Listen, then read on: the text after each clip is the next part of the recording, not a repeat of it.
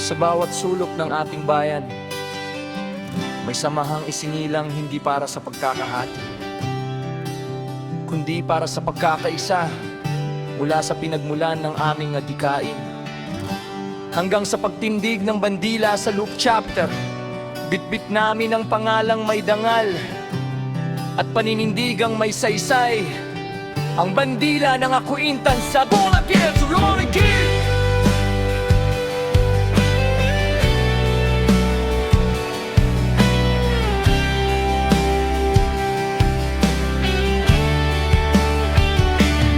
Ay sagisag ng pagmamahal,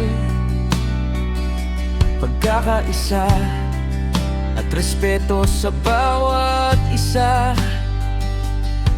Hindi lamang sa aming glad at sis, kundi sa lahat ng kapatirang aming iginagalang. Para sa kapwa, para sa inang bayan, ito ang tinig ng Luke chapter. Ito ang kwento ng tunay na kapatiran.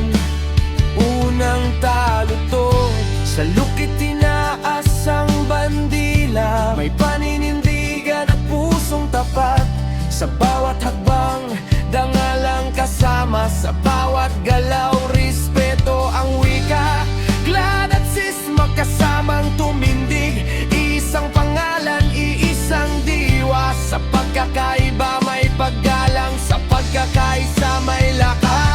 Acquaintance, kami nagkakaisa. Fraternity at sorority, isang diwa. 1809 aming panata, pagmamahal at respeto ang aming dala. Salute chapter, buong tapang para sa kapwa at sa bayan. Acquaintance, fraternity and sorority, kapatirang tapat, may dangal at puso.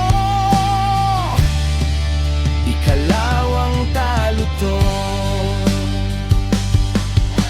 Hindi pagkakaaway ang aming hangad, kundi pagkakaisa ng lahat ng tribo. Sa buong Pilipinas, iisa ang layon, gumawa ng kabutihan, hindi ng sigalot. Sa gawa at asal kami makikilala, kaibigan sa kapwa may pakumbaba. Sa bawat pagkilos, malinaw ang hangarin, paglingkuran ng tao at ang bayan. Acquaintance, kami nagkakaisa. Fraternity at sorority, isang diwa. 1809 aming panata, pagmamahal at respeto ang aming dala.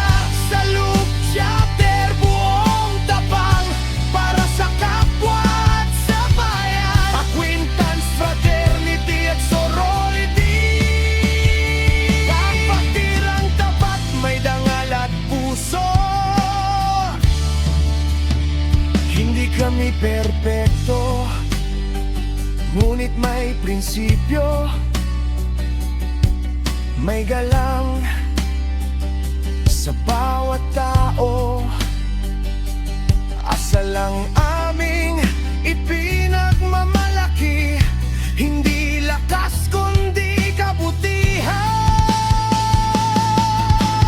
Luke chapter, kung puso naming inaangkin. Sa tahimik na gawa kami kikilala.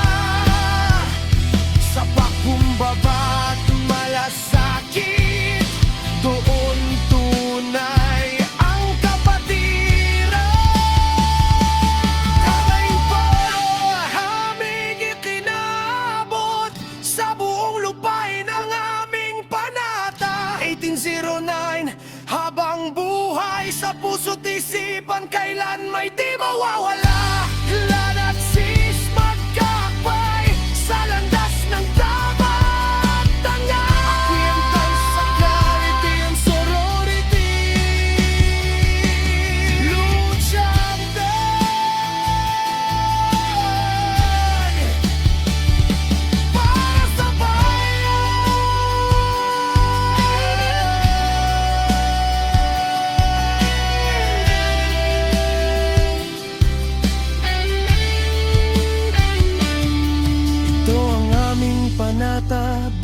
ng kapatiran na ang pangalang acquaintance ay mananatiling simbolo ng respeto, pagkakaisa at pagmamahal sa Luke Chapel.